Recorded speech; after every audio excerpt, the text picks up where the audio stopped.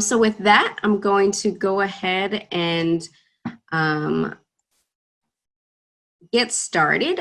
So today's agenda, we're going to have a few quick introductions and a welcome address. We're then going to go into a CMS overview. So to tell you a little bit about our agency, the type of positions that we hire for. Then we're going to go straight into the meat of it, which is the federal resume writing. So that's going to be overall some tips on writing a federal resume and then specifically translating your military experience to your civilian resume. Then we'll go into the federal application process to include special hiring authorities, the application process on USA Jobs.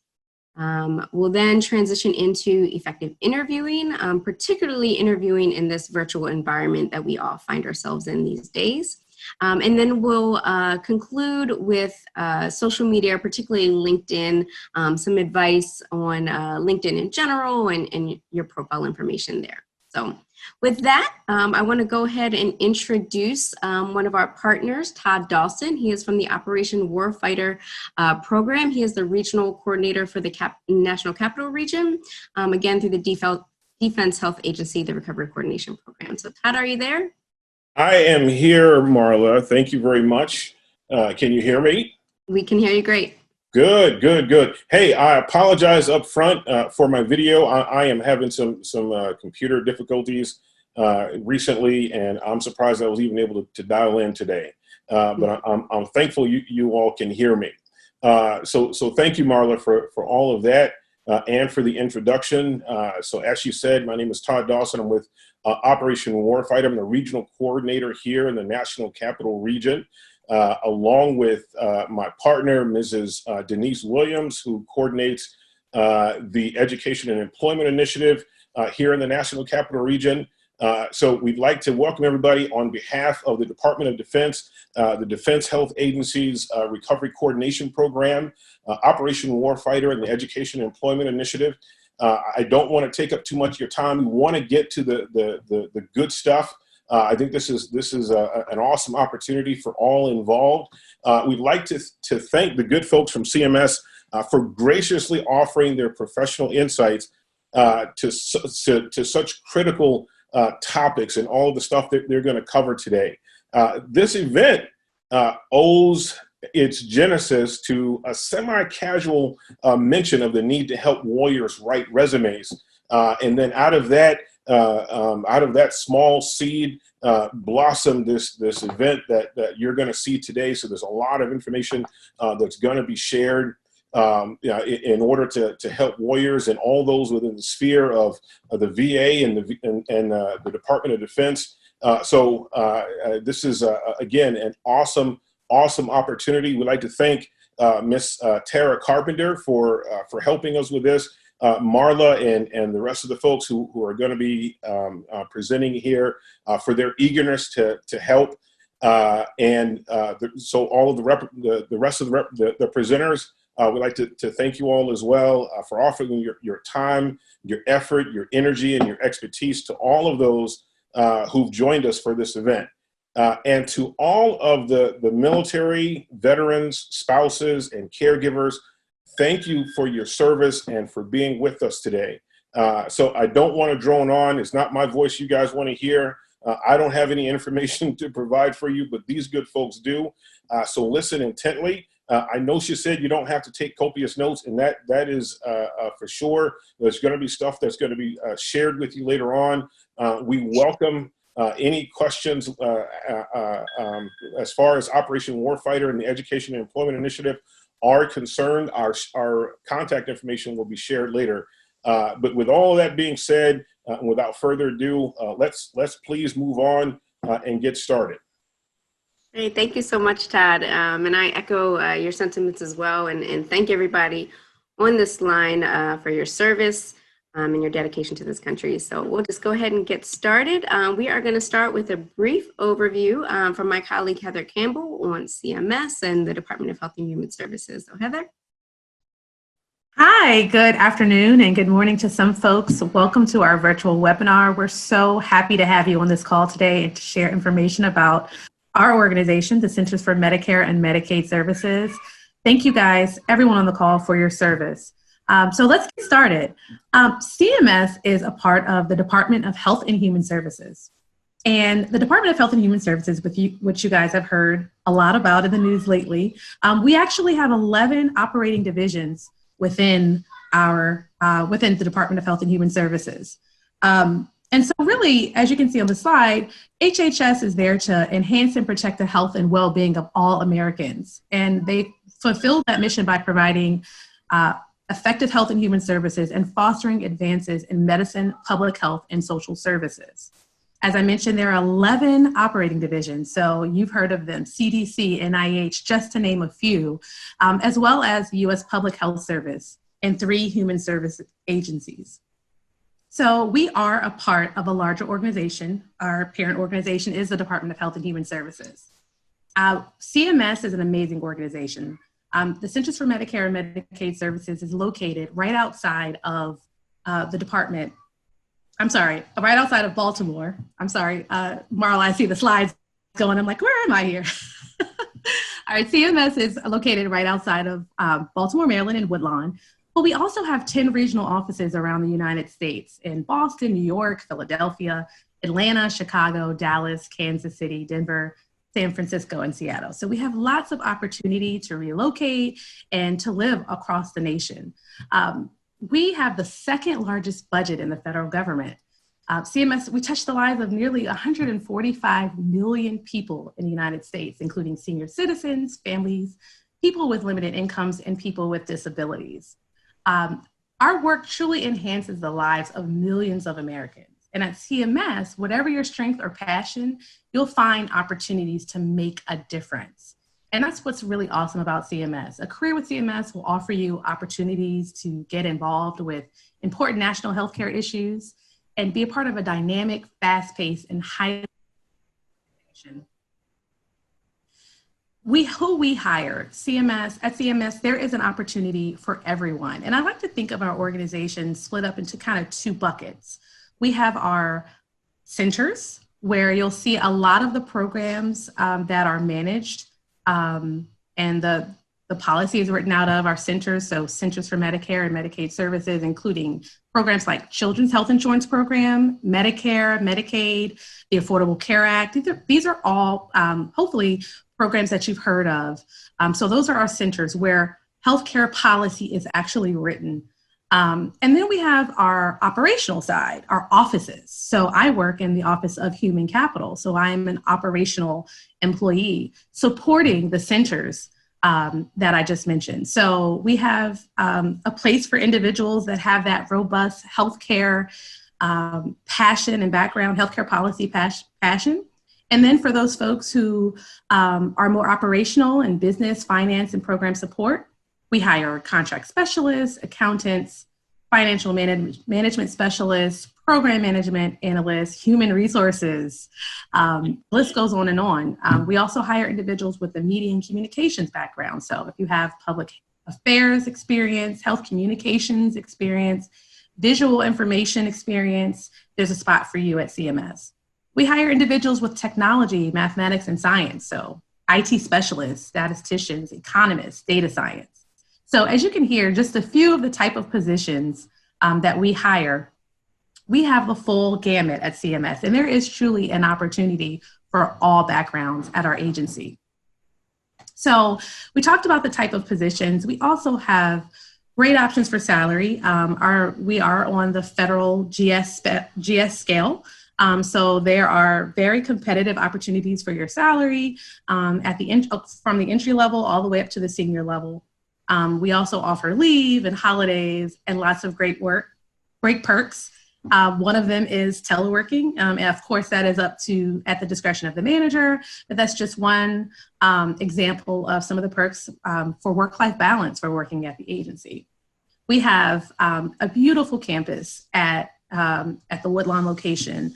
And really all of our 10 regional offices are amazing, but we do have on-site location, free parking on site. And if you're in the DMV area, you know how important it is to have free parking. It's a big deal. So lots of really great perks to work in the agency as a federal employee as well. So that's just a little bit of an overview of CMS, who we are, who we hire, and my colleagues are going to continue with how to apply and get your federal resume started. Thank you so much, Heather. I see some questions coming into the chat box, so I know Heather is going to look at those and start addressing those. And she's also going to post some resources, some general resources for everybody about where to find CMS jobs and things like that. So thank you so much, Heather, for the great overview, and hopefully some of you were interested in CMS, and we'll be happy to have you. But the rest of this information, or for the most part, the rest of this information is going to apply to most federal agencies. So we wanted to give this information not only to promote CMS as a great place to work, but really just to provide these resources to the military community for any federal employment. So next, we're going to have my colleague Tara Carpenter go over federal resume writing, and again, specifically towards the end, transitioning those skills from your military experience to the civilian side. So Tara, are you there? I am. Can you hear me? I can hear you great. Hi, everybody. Again, I am Tara Carpenter. I am a recruiter, and I also work on veterans initiatives in the agency. And along with that, like you, I have served in the United States Navy. So I do understand your journey towards transitioning towards the civilian sector. And with that, Marla, can we go to the next page? Thank you. So what is your federal resume? And your resume is an official application for vacant positions within the federal government. This is your first step in starting or advancing your career. It is a marketing tool, and it's a personal presentation of your career experience. It's a paper interview, as well as your resume should sell and tell your career experience. And when you're dealing with resumes, some people may not be aware that there are generally two types of resumes. You'll have your resumes for the private industry and also the federal government. And there are vast differences between the two. In your private sector industry resumes, they're generally 1 to 2 pages long.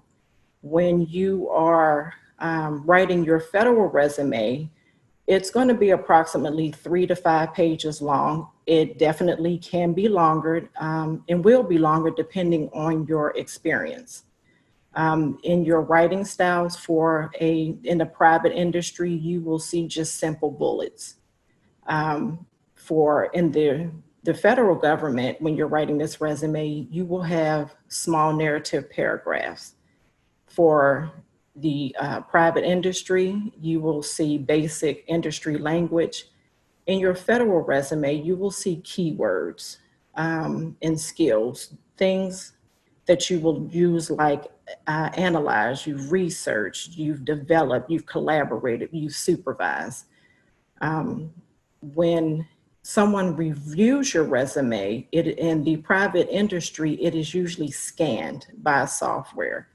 When someone looks at your resume for the federal sector, it's actually a human resource specialist taking the time out to review the resume. And depending on how many people have applied to this resumes, they could be looking at 20 to 30 resumes up to several hundred resumes, but somebody actually is taking the time out to review that resume. When you're dealing with formats for the private sector, you're able to highlight, bold, italicize, and maybe underline the text in the resume. If you're using the resume builder on USA Jobs, you're not able to do all of that. You are able to use the all caps to highlight the important details in the resume. When you are ready to submit that resume, in the private industry, generally it goes directly to that organization. In the federal government, you're going to submit your application and your resume through USA Jobs. And in some occasions, you will send it to the agency in a PDF. And does one, when you're dealing with your federal resume, excuse me, one size definitely does not fit all. I know on USA Jobs, you can store up to 5 different resumes, but some of the things you want to communicate in your resume definitely are your qualifications. You want to show and provide immediate results. And most importantly, you want to convey your first and best impression when you send that resume. I'm sorry. And I'm sorry, Marla, can you go back to the other slide? Okay. When you are writing this resume, you definitely want to be consistent in your formatting. You don't want to use different types of font in your resume. You don't want to have your formatting all over the page. It should be consistent all the way down. You don't want to send in a resume that is cluttered and it's all just jumbled together. It makes it hard to read, and it's a kind of an eyesore for the managers as well.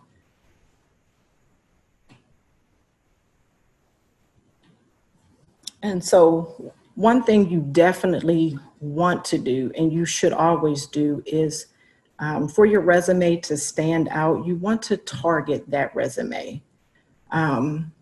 You want to include things in your header, of course, your name and address and your contact information. Citizenship can be included, and it is important. In a lot of federal jobs, you do have to be a U.S. citizen, and CMS, you definitely have to be a U.S. citizen to apply. Your veteran's preference and your highest grade held can be included as well. You have your objective, of course, your summary of qualifications. You want to list your work experience. One thing I want to point out under your work experience, a good rule of thumb, you should include the month and a year in your dates of employment. When you are in the federal government, they want to ensure that you have at least 52 weeks of experience. And the way for them to ensure that is for you to include that month and year so they can calculate your experience.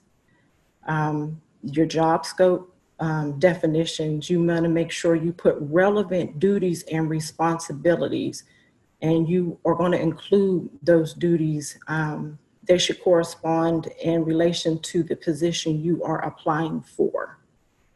You want to include your education, and your awards and special skills are optional.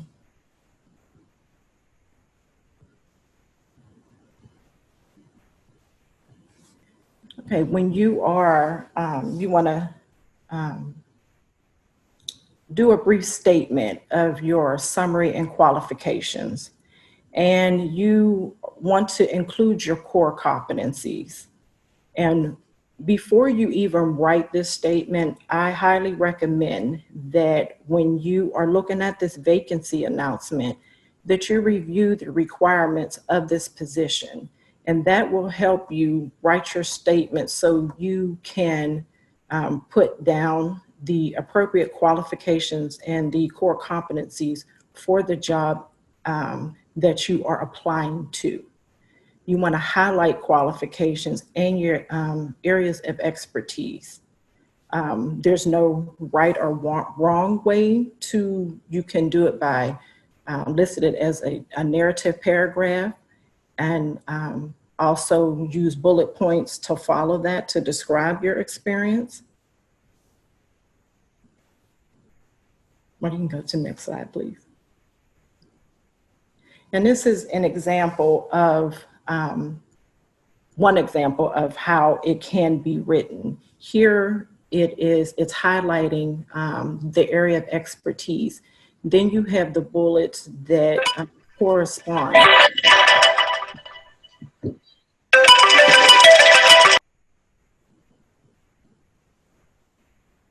Sorry, are we good now? Okay, thank you. You have the experience that corresponds with your area of expertise. And this is a great way to set up your resume. When you're describing your work experience, you want to make sure that that resume is well organized and concise. You want to use a clear writing style. And when you're using a clear writing style, you want to make sure that your words that you choose are deliberate and precise. You want to make sure that it's easy to read and understand to the audience that you're presenting this resume to. You want to make sure you have positive language in there. You want to include all relevant experience and any experience that you have volunteering that would pertain to the vacancy announcement that you are applying to. I can't express this enough. You definitely should proofread your resume. You may have to come back from it and proofread it again. And it's never a bad idea to have someone else proofread it. Emphasize all your importance. You sell yourself and tell your story through your resume.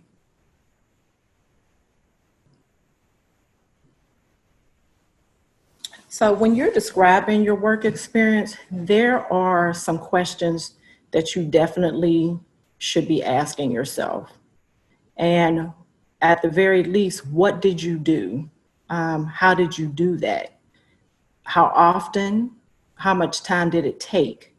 For whom did you do it for? What was your end result? Did you receive an award? Quantify where applicable. Quantifying is very good in your resume. It gives the hiring managers, they like to see data, and it gives them something to measure as well. One thing that you don't want to do that I previously mentioned is you don't want to send a cluttered resume, something that is very hard to read. When you're looking at this type of resume in a big block, it makes it hard to read, and you want to make sure that whoever's looking at your resume, they are looking at all your qualifications in your area of expertise. And you want to make sure that they're not missing anything. When it's written like this, it's kind of hard to go back and forth and read it. This is a great outline on how you should write your resume. You have a very detailed and brief narrative of your skills. And following that, you have your area of expertise. And just like with those questions that we just asked a second ago, just reading this very small paragraph, that very first paragraph, you are able to tell what they did, how they did it. I know what time they did it in. I know for whom they did it for, and I know the end result just in that short paragraph. And they were able to quantify where it was applicable. So this is a great outline and a way to write your resume. So again, you want to be precise and deliberate in your wording. When you look at the paragraph under before, it's okay. It says some of the responsibilities in area of expertise, but when you look at the after in the paragraph there, you have your federal keywords and skills. You can also, the questions that we just asked, how you did it, who you did it for, it answers all of that. And in this case, it's a great way of quantifying your experience. You're adding data for a manager to see exactly what you did and what the outcome was of your experience. So your accomplishments. And a lot of times you just sitting there and you're trying to get your thoughts together. you can sometimes forget some of the things you may have done over your long career. And this accomplishment statement, the context, challenge, action, and result, it basically helps you to jog your memory and helps you compile a list of accomplishments that you can include on your resume. So when we're looking at the statement, you have context. And what this basically says, what specific problems did you encounter? And your challenges that you, it lets you think about who, what, where, when, and why. In your actions, what steps did you directly take to resolve the issue? And then for results, what is the outcome of, what was the direct outcome of your action, and how did it benefit the organization that you work for? And again, where possible, you want to quantify your results. You want to show them, not tell them, in your federal resume. And again, when you're recalling your accomplishments, there are some more general questions that you can ask yourself when listing your accomplishments. Did you resolve a problem? Who doesn't like an applicant who can resolve a problem, develop an idea, show leadership? What goal did you achieve? Everybody loves somebody who can collaborate, who's also a team player. So when you're writing this, your federal resume, and one area that you should check is along with the requirements, you're going to go to qualifications and evaluations. And Marla will show you this exact section later in her part of the presentation. But you want to list and see what the qualifying experience is as it pertains to education. You could qualify based on having a bachelor's degree or a master's degree. Any other classes that you may have taken or training that you may have taken, you want to list that as it pertains to the position you are applying for. Other information you may want to include, again, any job-related training, any language skills that you may have, any professional organizations that you may belong to, professional publications you may have written for, anything like that. Additional information would be relevant information as it pertains to the position that you are applying for. And it's always good to list your references. Anything that's job related, and I keep stressing to make it pertain to the position you're applying for, because again, one size resume does not fit all. And you don't want to include things that have nothing to do with the position that you're applying to. So by all means, include any training courses, certificates, honors, or awards, and special accomplishments. So translating careers. When you're ready to transition out of the military and you're looking for a job or a position that coincides with what you did in the military, the Maryland Department of Labor and Licensing has created this tool. It's a very good tool. Marla, can you go to the second page, please? And this is just a brief snapshot of how it works. You would put in your military occupation code, and then it will list out for you the job titles in the federal job series in the federal government that coincides with you, the duties you have performed in the military.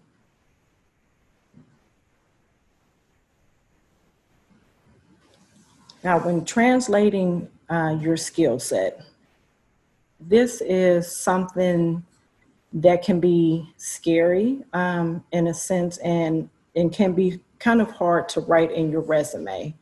The Real Warriors Net is also a good tool to translate your military experience to civilian terms and employment. Marty, can you go to the second? One thing that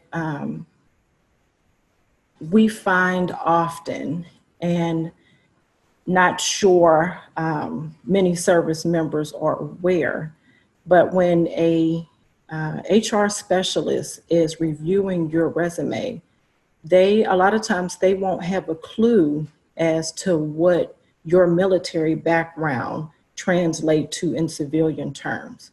So you really have to take the time to demilitarize your resume. You need to put it in civilian terms. And they give a good example here of a sharpshooter who leads a small team to carry out high priority objectives with minimum room for failure in a high pressure situation. And what this did, it listed this specific function, but what you have to do is identify the skills and the expertise that you bring to the table and that can benefit any organization.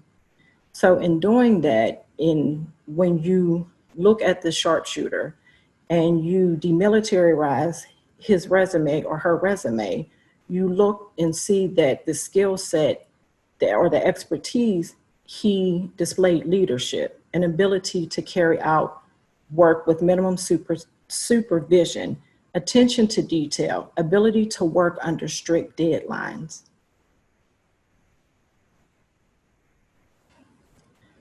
When you're translating your skill set, you want to share a full picture of your experience.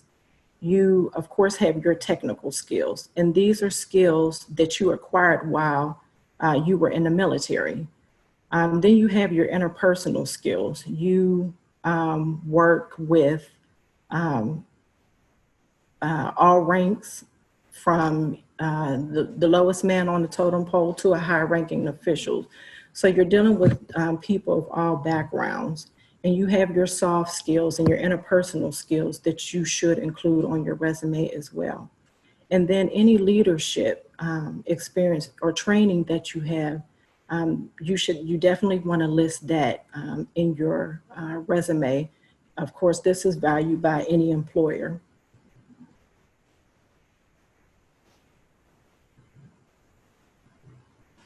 And here we have an example in translating your skill set. And you're going to go with this example, it's from infantry to logistics management.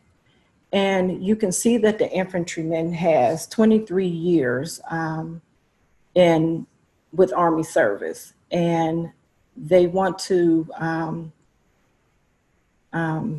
demilitarize and really spell out their skill set when translating to a civilian employer. And when you look at how they did this, they were able to, when they translated the skills, they saw that they were supervised, they trained and evaluated. They supported more than 2,000 troops. This, again, is where you're deliberate and you're precise in your wording. Again, you can go back and the questions that you asked yourself, you're also, in this short paragraph, you're able to quantify your experience through your skill set. And then you see your functional areas of expertise or your core competencies, and also the possible employment opportunities based on your experience. One thing you don't want to do, as we showed in the block resume where everything is all jammed in together, you don't want to put your military history all in one paragraph. You want to separate it by rank and by duty station. And as you gained rank, you, of course, gained more experience, and you want to make sure that you separate that. Some of the do's and don'ts and the final tips when you are writing your federal resume, things you want to do. You want to quantify whenever possible, use numbers and data points to illustrate success. You want to check your application, your package for misspellings, typographical errors. You want to use action verbs. You want to use your own wording and be concise. Please edit your resume. Take out any fluff, make every word count. Also, review this package. You may, again, want to step away from it, and it doesn't hurt to have a second set of eyes looking at it. And you also want to make sure when you're writing this resume that you are tailoring it to the position that you are applying for, and you want to look at the how to apply section. One thing that is definitely very important, you want to submit your application in a timely manner. If your application is due on June the 17th, you have till 11:59 on June the 17th to submit that application. Some of the things you don't want to do, you don't want to lie on your application. You may get through a human resource specialist, but by the time you get to a hiring manager, they're going to go through those skills and ability. And that's one thing you don't want to get caught in a lie with a manager. You don't want to use personal pronouns. You don't want to be humble. You really want to sell your skill set in that resume. Do not use acronyms. Please don't assume that everybody knows what those acronyms mean. You don't want to use the words duties and responsibilities. You want to use the accomplishments, phrases that actually sell your experience. Please do not include personal information such as height, weight, date of birth, place of birth. Please do not include a picture on your resume.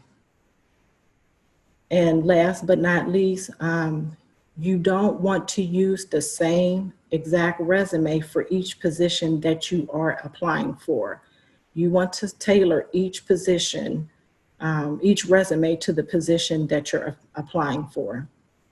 And you want to take the time out to do this. And again, you can store up to at least 5 resumes in USA Jobs. And I will, at this time, turn it back over to Marla. Thank you so much, Tara. I hope everybody got a lot out of that. I certainly, again, I'm always taking notes as well. So I hope that really gave you a good foundation. This is something that I think one of these topics that you're going to have to refer back to the resources. Again, we're going to provide this slide deck after the presentation. So it's a great way to kind of come back to it, check off the things, kind of compare it, walk through it with your resume that you have. But I think it's all very valuable information. I will just tie up per section to say that obviously resumes are very subjective, right? So something that might be attractive to one manager may not be attractive to another manager. But I think that everything that we presented is kind of across the board, right? So keeping it consistent, making sure you present yourself in the best light, and all the detailed information that Tara went over, that's going to kind of apply to everybody. The ins and outs, the different formatting options. Again, that's going to be a little subjective depending on the person reviewing it. But there are definitely some keys that you should have taken out of there. So we're going to continue on and talk about the federal application process. So I am going to talk first about competitive versus non-competitive. So everybody on this call may be coming from different knowledge base and coming from a different place on the federal application process. I'm going to kind of start from square one. This might be a refresher for some and new to others. So there's kind of 2 ways to be hired into the federal government, or mostly.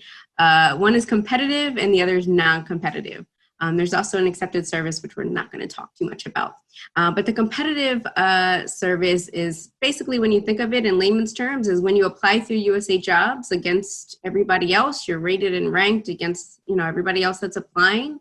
And then if you make a best qualified certificate, then you're referred on to that manager. That's the regular competitive process.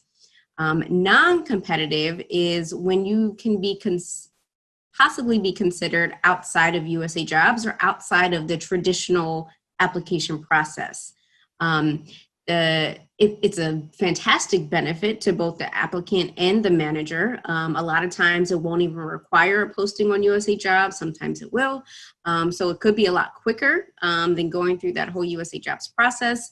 Again, for the candidate, not having to monitor USA Jobs and apply all the time.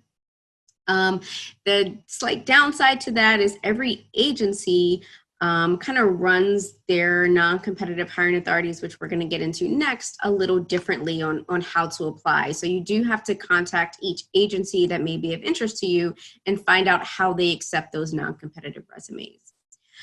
So the non-competitive special hiring authorities that we're going to cover are those that are geared specifically toward the military community. The first is the Veterans Recruitment Appointment, and the eligibility for this could come one of many ways. So you could be a disabled veteran. That would be any threshold. There's no percentage threshold for that. You were rated by the VA as a service-connected disability, then you would automatically qualify for the Veterans Recruitment Appointment. Veterans who served on active duty for which a campaign or expedition badge has been authorized. Veterans who have been awarded the Armed Forces Services Medal, or any veteran who's separated from active duty within the past 3 years. All of these, the qualifying factor would also be that you separated with a honorable or general discharge. For this particular hiring authority, agencies can bring on veterans without going through the traditional USA Jobs application process. And veterans preference, though, does apply. We'll get into what veterans preference means in a second. And you can be hired at any position within the agency up into the GS-11 grade level. So hopefully we're coming from a place where we foundationally know what GS-11 is. If not, put it in the chat box. We can get you some more resources after the fact.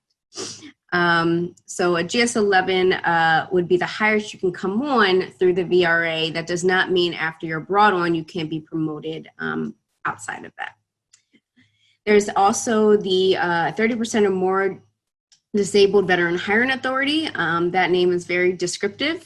So if you are a veteran who is rated 30%, if you have a 30% or more service-connected disability rated by the VA or more, then we can basically hire you into any position for which you qualify. There's no grade level limitation for this without going through the traditional USA Jobs application process. Now, something that may not be as familiar to some in the military community is a Schedule A hiring authority, and that is not specifically for veterans, though it is open to anyone, including veterans. It is for any individual with a documented disability, and they classify it as a severe intellectual, physical, or psychiatric disability. The Schedule A requirements is just one letter that you would have to obtain. You can obtain it by any medical professional that you may be working with, or any organization that issues disability benefits, or any voc rehab organization. So anybody that I just named can write you a Schedule A letter. It is a very generic letter that should not document what your disability is, but as long as it's signed by one of the individuals I just named, again, you can go to any federal agency with this letter and be hired for any position in which you qualify for.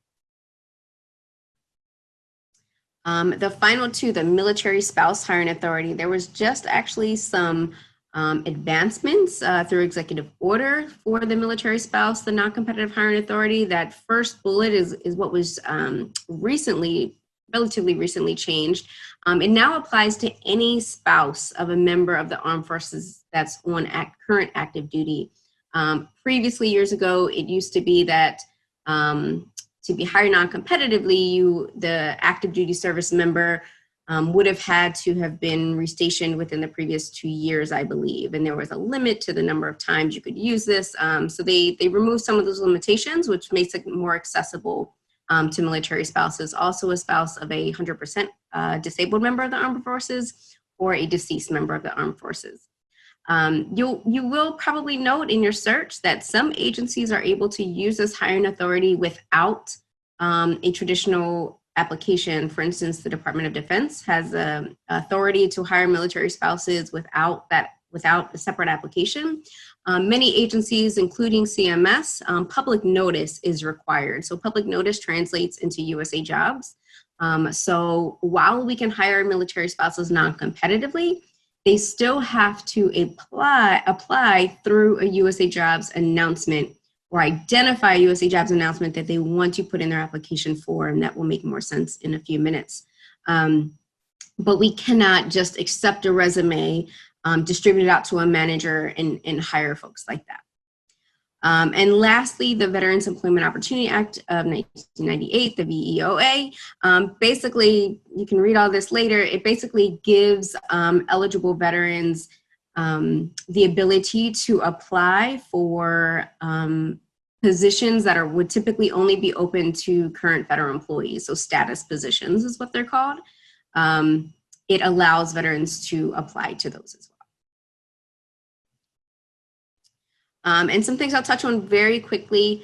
Some other hiring authorities, the Pathways programs. If any of you are students or recent graduates, we also have the Pathways programs. That's 3 tiers. One is the internship program for current students.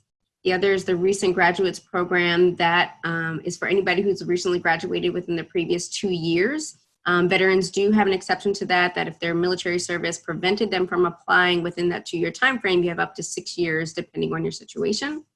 And then the Presidential Management Fellows Program is for anybody, again, recently graduated with an advanced degree or higher, so that would be master's degree or higher within the preceding 2 years.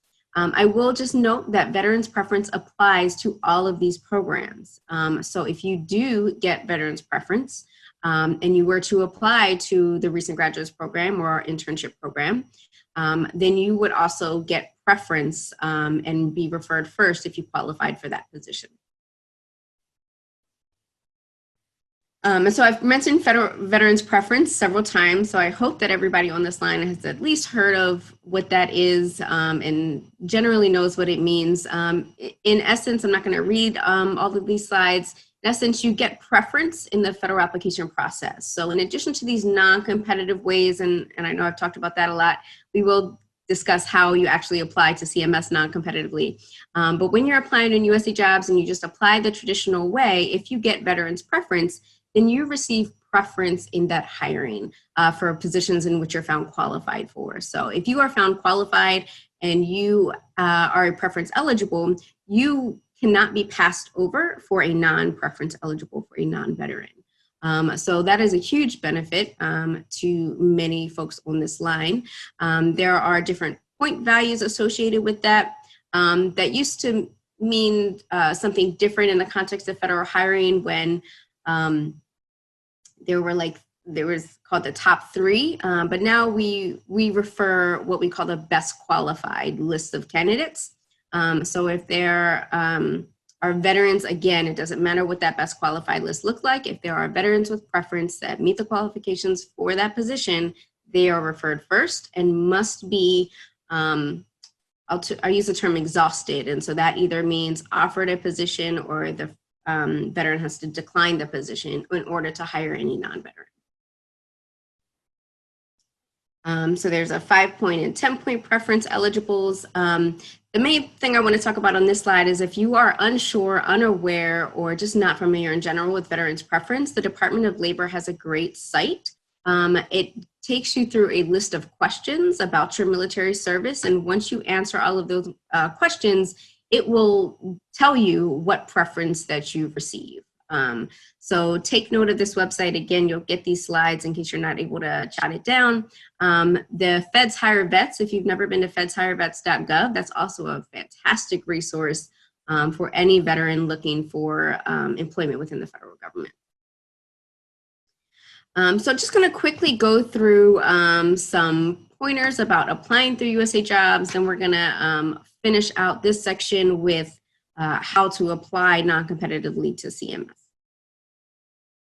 So USA Jobs, hopefully, again, most people know what that is. It is the, Indeed or Monster or whatever search engine you use for job searches of the federal government. So federal government agencies are required to post their positions on USA Jobs.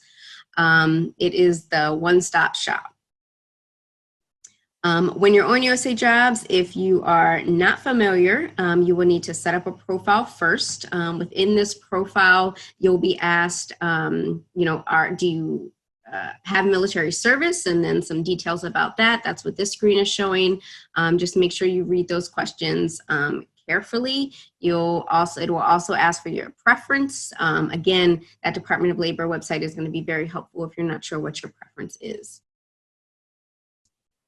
One thing I want to point out is it's going to ask if you have ever been a federal civilian employee. Your military service does not count as federal civilian position, so make sure you select that you are not if you have never worked in a civilian position before.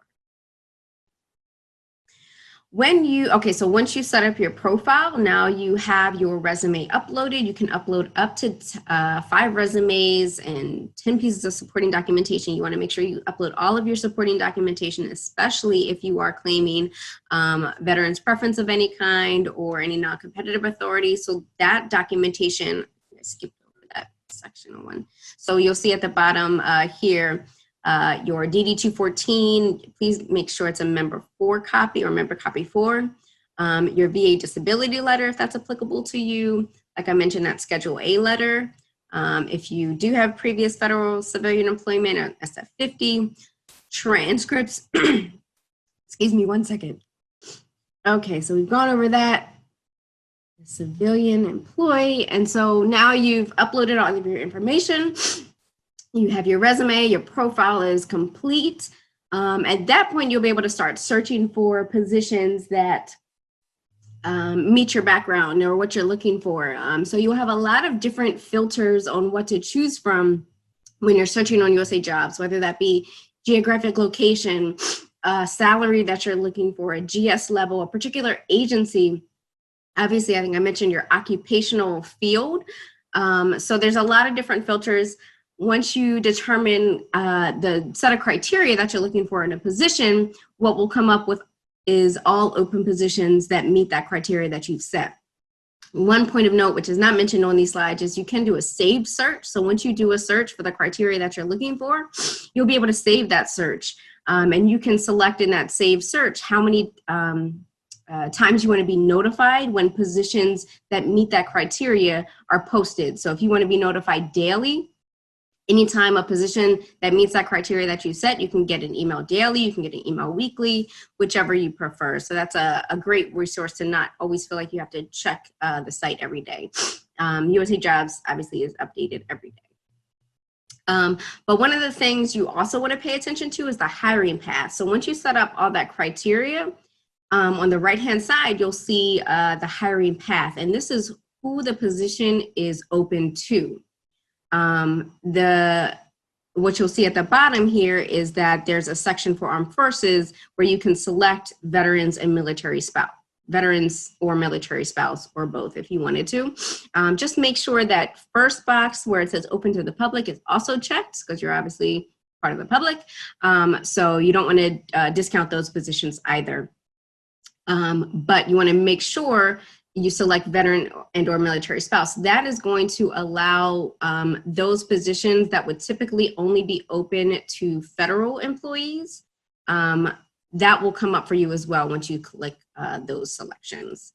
And this is just an example here. So if this is just a position open only to the general public, so you only see these two options here, career transition, and the public career transition is displaced federal employees. So if there are layoffs in the federal government, then those employees also get preference. But generally, this position is open to the general public. And then you'll see this option This position is open to, you'll see at the top here, federal employees in the competitive or accepted service.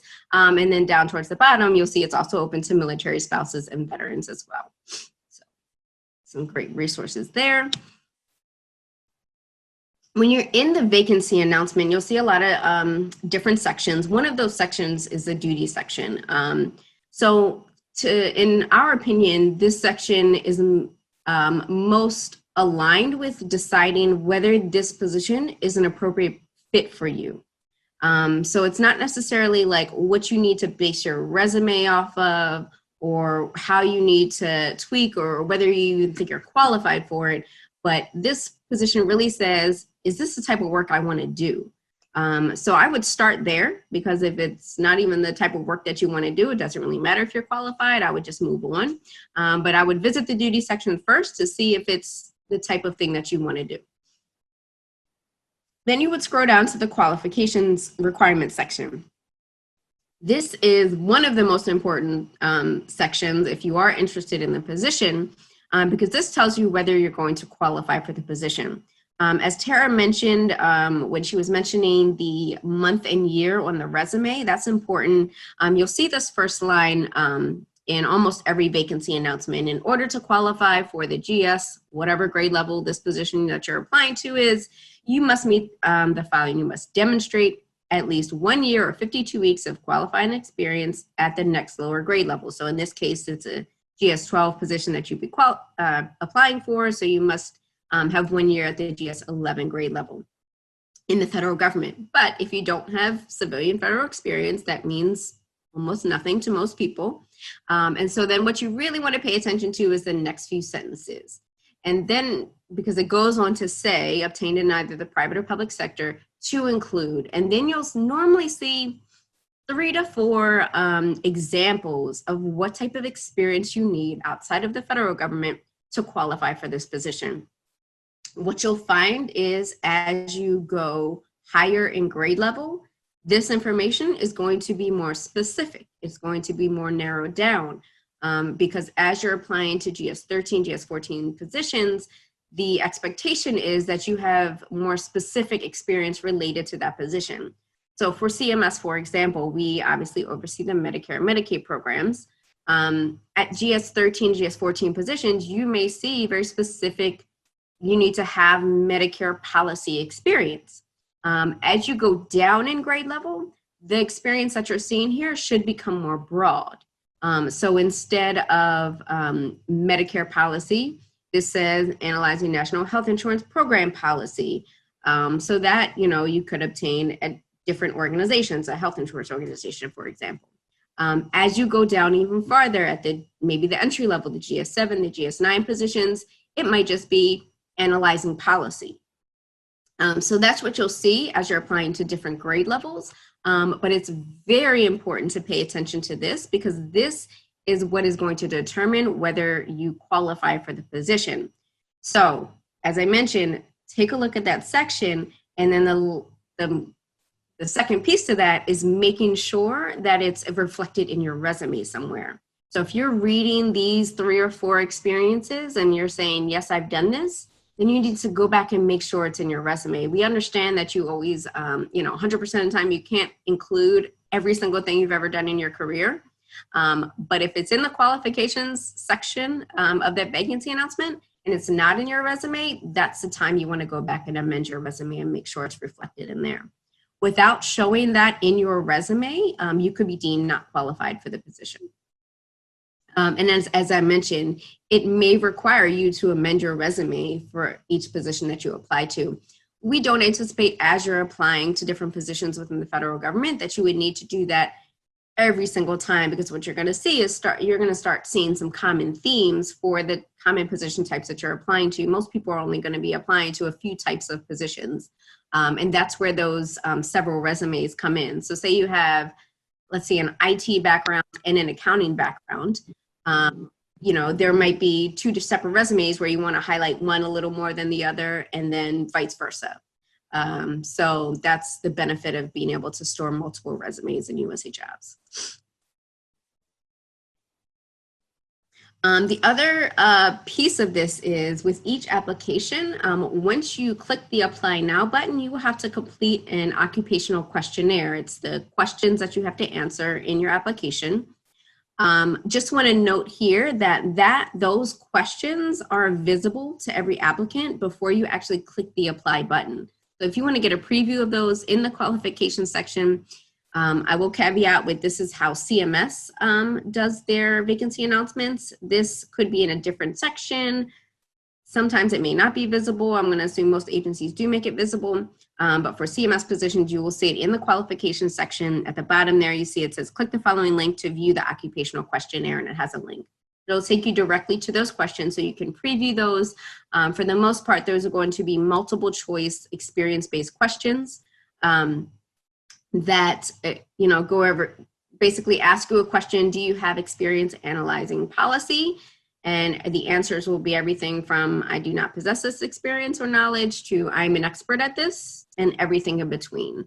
So it gives you a chance to kind of come up with your answers, devise your answers ahead of time, and just make sure if you're selecting an answer and maybe you're in between one of the two, if you can defend that answer in an interview with examples and such, then, give yourself the benefit of the doubt on those. This is what I just mentioned. While it's not as important as the qualification sections, you may also want to consider addressing some of these questions in your resume as well. Again, not to say you have to rewrite your resume every time, but these are the questions that the manager, felt were important and, may want to see in your resume too. So in summary, you just want to make sure you invest the time to really spend some time with that vacancy announcement before you apply. Once you start, if you're not familiar with applying on USA Jobs, once you do start, it will become a little more familiar. After you apply to your first couple positions, you'll see a lot of, like I said, common themes. But you really just want to make sure you create a resume that targets your experience in the context of the vacancy announcement. So I'll kind of piggyback on what Tara was continuously saying, is that you want to make sure that the things you include are relevant to the position that you're applying for. So I'll finish out this section pretty quickly with some information about CMS. So on USA Jobs, this is the direct link you'll find on USA Jobs to CMS positions. Any position in which you would like to be considered non-competitively for a specific position you find on USA Jobs, the way to apply to CMS that non-competitively is to send an email to the human resources specialist listed at the bottom of the vacancy announcement. Every vacancy announcement on USA Jobs will have a name and email address of a human resources specialist. All you want to do is send an email to that person with your resume, supporting documentation, and in the subject line of that email, you want to reference the vacancy announcement number. Once you do that in your body of your email, you can just make sure that you convey that you're requesting non-competitive consideration. And again, just to reiterate, that would be through the 30% or more disabled veteran hiring authority, the Schedule A hiring authority, the veterans recruitment appointment, those hiring authorities that we went over before. If you find that you are eligible for any of those, you may submit your information to this human resources specialist. If you are found qualified for the position, if you are minimally qualified for that position, your resume will go directly on to the manager without having to apply through USA Jobs. That does not mean you can't or shouldn't. You may also apply directly through USA Jobs as well. This is just another way to be considered.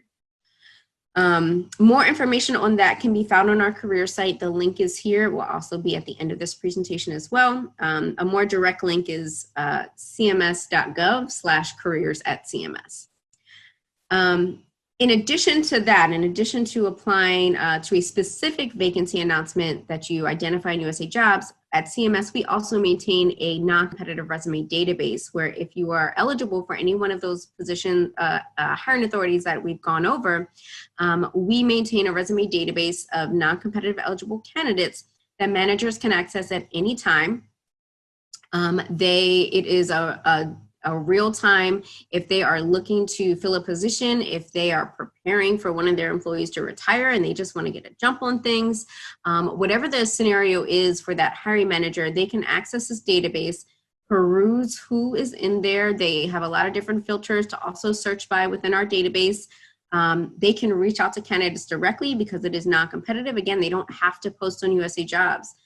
So this might be before a position ever goes to USA Jobs. They can identify somebody in our database and hire them directly without ever having to post.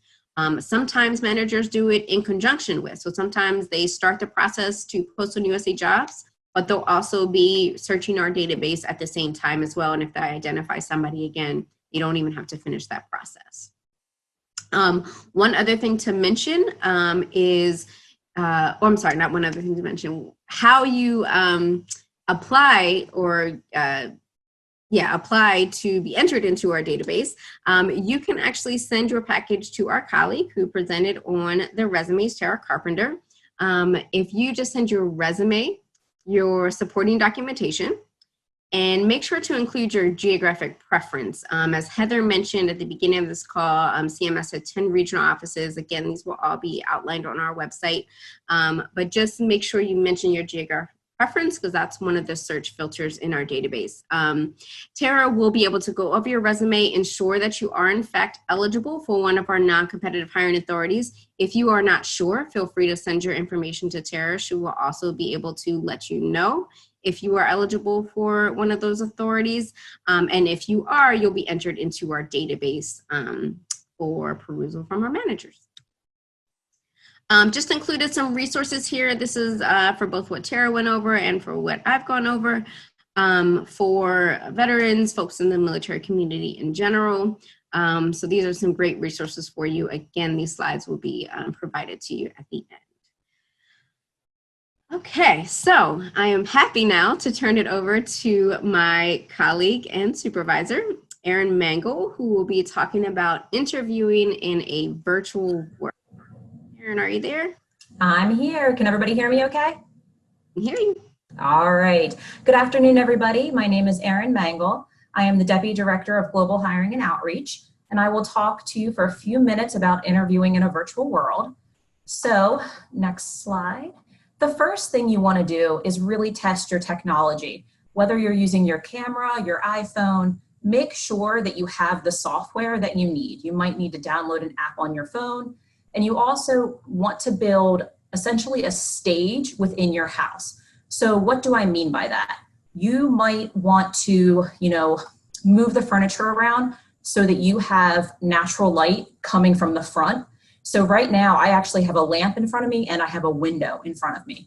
And if I even just turn off the lamp, half my face disappears. So you really want to make sure, of course it's not going to turn back on. No way. Okay. So you want to make sure that you have light coming from the front.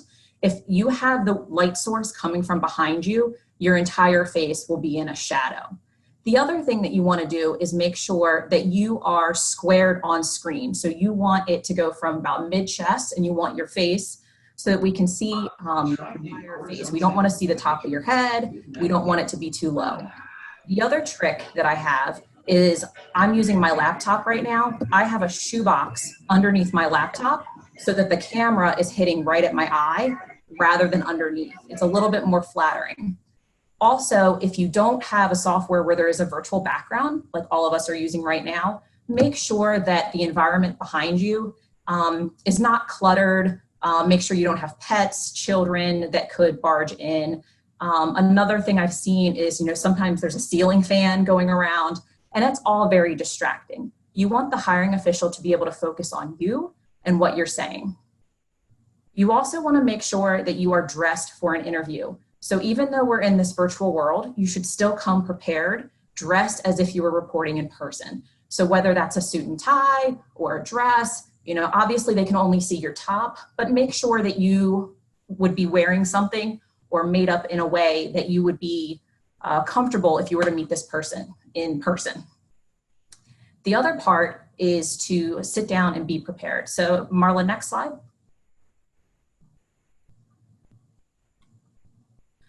So the other thing you want to do is definitely practice a lot of what you're going to say ahead of time. So there are a ton of common interview questions. I'm about to give you some of them. But what you want to do is take those common interview questions and actually sit down and write out your answers, practice your answers, maybe even do a mock interview with somebody that you feel comfortable with, maybe even do it on camera. And you'll find maybe that some of your answers go really well. Sometimes you trip over your words, but it really helps you get comfortable with what you're trying to say. And ultimately, you need to get comfortable with talking about yourself, okay? So first off, when you are preparing for an interview, you should have a 2-minute elevator pitch about yourself. An elevator pitch is a quick background story about yourself that tells the hiring manager your background, your values, but stick to work-related stuff. I don't need to hear every state you've ever lived in. I don't need to hear about your siblings. It really should be quick about what you consider yourself. For example, my elevator pitch goes something like this. I consider myself an expert in federal recruitment and staffing. I've been with the government about 15 years. I currently manage the outreach and entry-level programs at CMS, and I came to CMS about 5 years ago. At CMS, I focus on staffing, and I've had roles of increasing responsibility. And before I was at CMS, I started at Army in the recent grad program, where I had experience to classification, position management, benefits. All of that was able to give me this background to be where I am today. So something like that. I didn't go into where I went to college. I didn't get into my family life. Focus on work-related items. So other than having a speech ready to go about your current role or the roles that you've served, you also need to be comfortable talking about your strengths, your weaknesses. And the hiring manager might not say that question specifically, but they might say, hey, how would your peers describe you? How would your last supervisor describe you? Be ready to talk about yourself. The other things that are really common questions are, tell me about a time you dealt with a difficult customer, a difficult team member. What is your leadership style? What is your communication style? All of these questions, you should have responses drafted out in advance. They might not ask that question specifically, but if you have a tailored response that you're comfortable with, whatever question they throw at you, you will be able to loop your response to something that is a strong answer for a question that they will ask. When you are telling about your experience with customers or coworkers in the past, make sure that you focus on something that Tara brought up earlier, which is the context, the challenge, the action, and the results. When you're giving an example, which the hiring manager will want to hear an example, you want to make sure that you set the scene, tell the story. If you use too many acronyms, or if we don't fully understand the background of what's going on, your story won't resonate as to why that was a challenge or what you overcame or why that was successful. The other thing, in addition to getting your questions straight, that it's important to practice is so you can monitor your body language and also be yourself. And so you want to be able to make a connection. Don't be afraid to make small talk.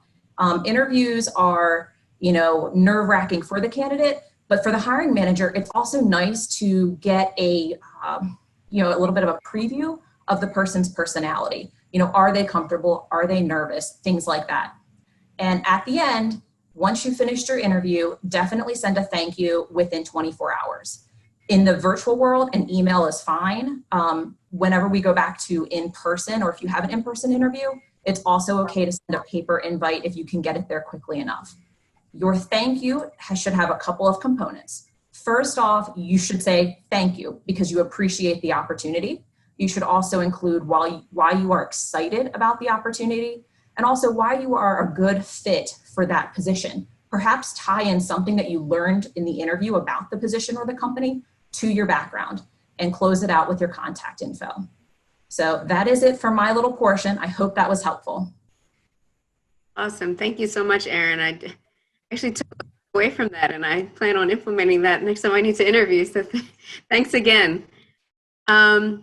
Our last piece is going to be the importance of social media. One thing that our partners, Todd and Denise from the Department of Defense brought up is a lot of veterans or transitioning service members weren't quite sure like how social media played a role in the recruitment process. So our social media expert, my colleague Sean Forbes, is on the line to go over social media, but really LinkedIn in particular. Sean, are you there? Hi, Marla. I'm here. Can you hear me? Yep, you're good to go. Great. Thank you. You've really set the bar high calling me an expert.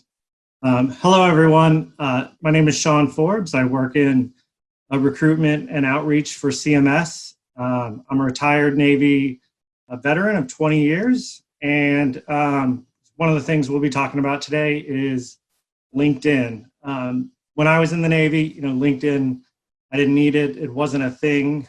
It really didn't help me out in my career. So I didn't really understand it until after I transitioned of how useful of a tool it can be. Next slide. So some of the things we'll talk about and discuss, why it's such an important tool is networking. LinkedIn has over 150 million registered users in the US. So, it's almost an infinite amount of resources to network with, to make contacts, either through, personal contacts that you've already made in the military or, branching out into the private sector contacts as well. Job search. LinkedIn is one of the biggest job boards, in the social networking, ecosystem. There's, like I said, there's 20 million active jobs on LinkedIn that you can search for, through your skill sets or keywords or job titles. It's the premier job search site. And then the other thing, and we'll touch on this on the next couple slides as well, is through recruiting. So over 20,000 companies use LinkedIn to recruit. The CMS is one of those companies, and 94% of recruiters use LinkedIn to vet candidates, and we do the same as well. I know I spend a lot of time on LinkedIn, sourcing candidates, reviewing skills, and referring candidates to hiring managers. So speaking of recruiting, this is kind of where your own personal or professional LinkedIn profile comes into play. And we're going to talk about, how to build an effective, in this case, LinkedIn government profile. I'm going to share my screen and then we'll walk through a guide that shares some tips on building a profile.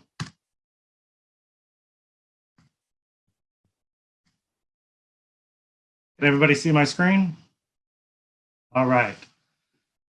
So building an effective profile. So we've already talked about why you should be on LinkedIn. There's more than 150 million members in the US. And really it's all about networking and, and kind of building your own personal brand or professional brand and getting, and putting yourself out there. So we're going to talk about your profile. So your profile on LinkedIn tells you who you are, it tells you what you've done, tells you what you're interested in, and what professional jobs you'd like to pursue. So really the first step is uploading a profile picture. Candidates that have a professional profile picture are 14 times more likely to be viewed. It's best to use a professional photo if you can have a headshot taken, but also a photo from a cell phone can also be used as long as you follow some kind of professional guidelines. Typically, still just a headshot. So going down, we're going to talk about your summary. your summary is really, it gets to the heart of what you're interested in doing. You know, like Aaron said, this should be your elevator pitch. You know, what you've done and what you want to do. You know, the work that you love to work in, and you know what you're excited about. So that's what should go there in your summary. In your experience, this is where you can list, you know, the positions you've had within the military. I'd recommend to not just lump, you know, one block of military service. So, for example, I was in from 97 to 2017. I've broken mine out by specific jobs or roles. That way you can get a bit more detailed than trying to fit everything in a, you know, either a 20 or a 4, you know, or 4 to 8 year career. And so then this is where you'll need to finesse it a little bit as well. I know Tara talked about, you know, don't use military jargon. You know, try to use, you know, private sector terms so that hiring managers or recruiters can relate to and understand. Because not everybody that reviews your LinkedIn profile or even your resume has a military background, and you know, they won't understand what you're talking about.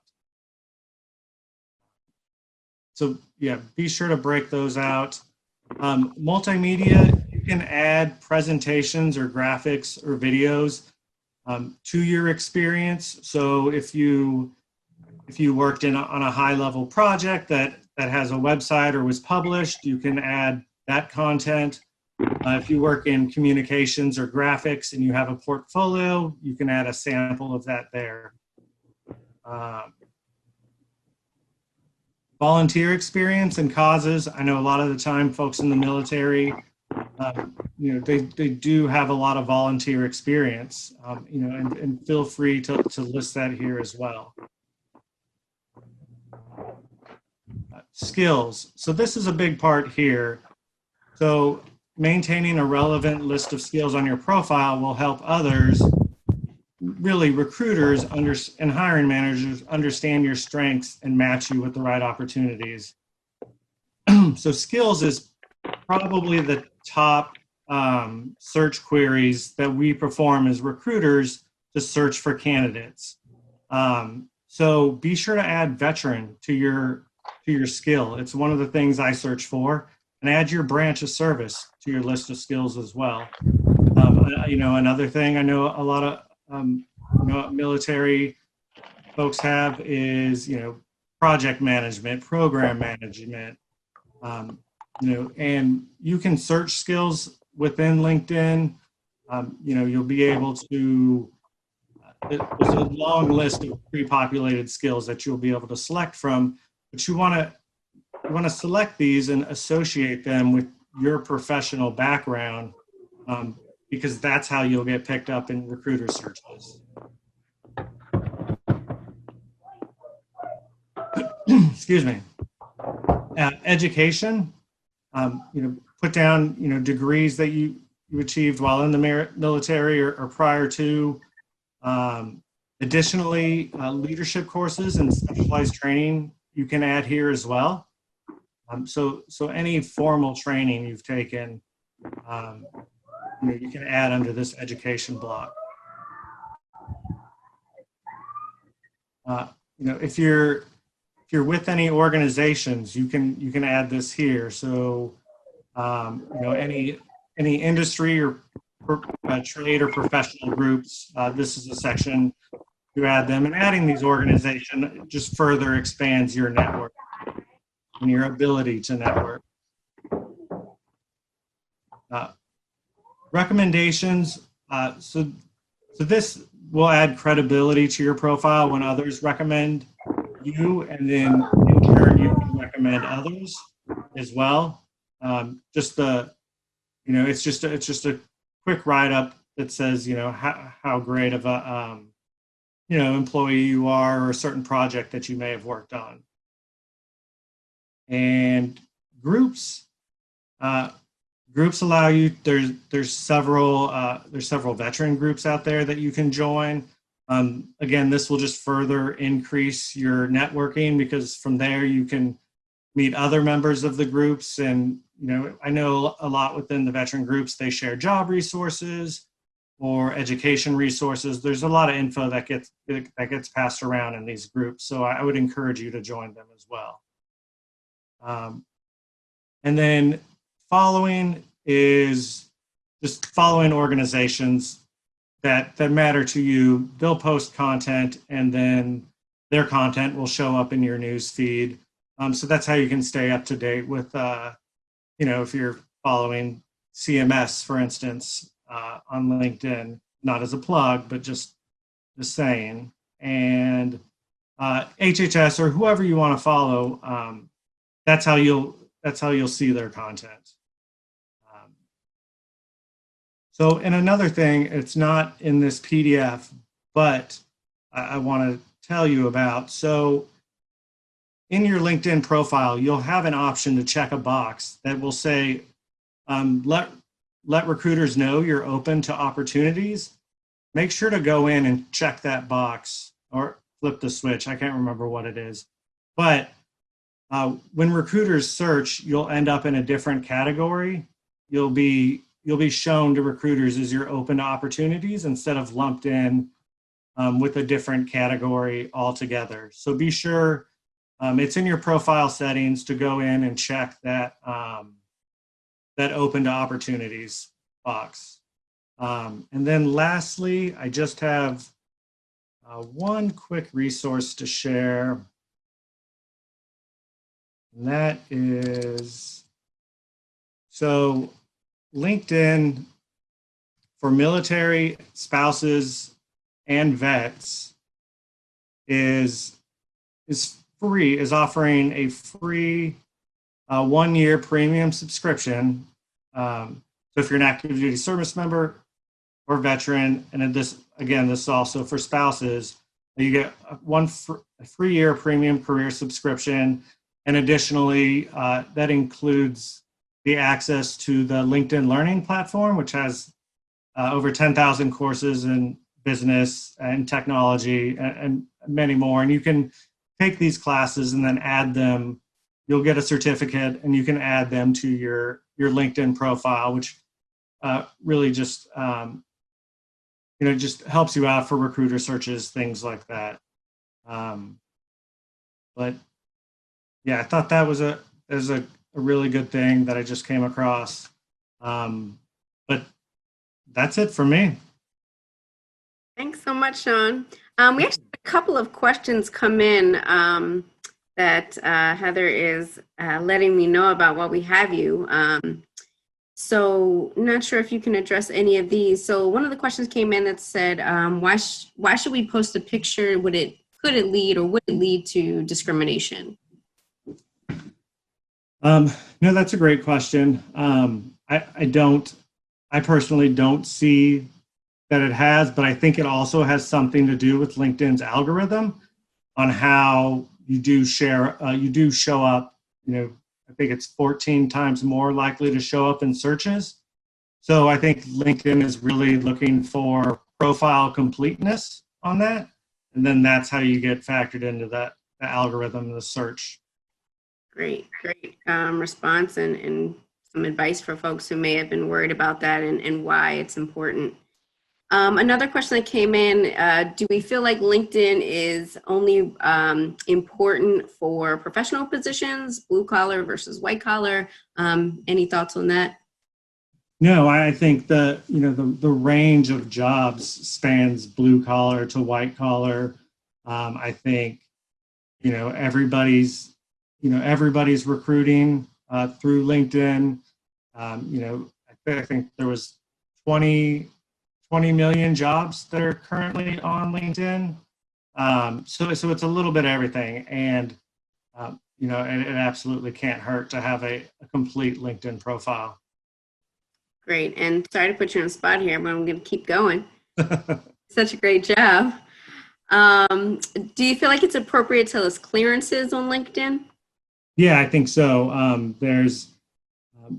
I think maybe in the education block, there's also a place for certifications, things like that. You can absolutely, list, what level of clearance you have. Because I know that's something, I know it's not something we typically search for at CMS, but there are other agencies that are looking for candidates with, TSI, or other clearances. Absolutely. And then the last one is, can you go over one more time how they get the free year of premium service? Yeah, absolutely. I meant to share a link to that. So 1 second, I'll share that in the chat box. Awesome. Thank you so much. So Sean is going to put that resource in the chat box. So thank you again. I think I feel like I learned a lot and need to go back to my LinkedIn profile and definitely update some things. So thanks for all of that information, Sean. I know there's been a lot of questions in the chat box, and the CMS staff have been great at answering those. Keep those coming. We're going to round out the session here in just a couple minutes.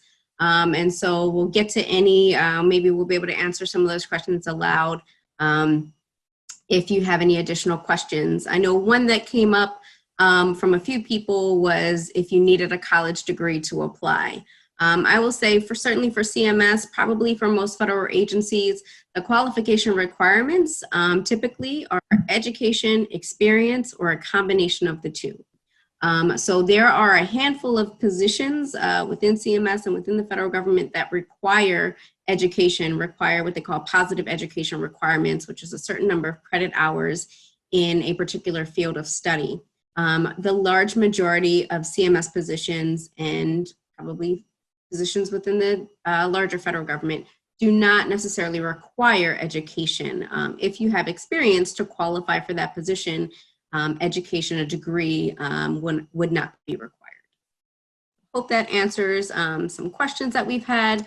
Also want to just let everybody know that this presentation, the video presentation, will likely be posted to our YouTube channel. So Heather can post that YouTube channel in our chat box if she hasn't already in the next few weeks. So it takes a little while to get our videos captioned and that kind of thing. But in the next few weeks, this presentation will likely also be available on our YouTube channel, in addition to you guys getting the slide presentation shortly thereafter here today. So we're going to move forward in closing this out. Here are some email address contacts for the CMS, some of the CMS presenters you heard today. Any question can go to our general inquiries, CMS recruitment at cms.hhs.gov. All of our team members monitor that box and can get back to you relatively quickly. You'll see my email address here. As we mentioned, Tara Carpenter, who presented on resumes, is our veteran recruiter. Heather Campbell, who went over the overview of CMS, is our university recruiter. Obviously, Sean is available as well. So any questions that you may have for anybody else can go to our general inquiries box. At this time, before we close it out with some of our partners, I do just want to launch this poll real quick. Hopefully everybody will be able to see the poll that comes up. It's just 3 short questions. If you can, this will just help us moving forward, how effective this presentation was for you all today. I believe it should be available now. Hopefully some people can see it.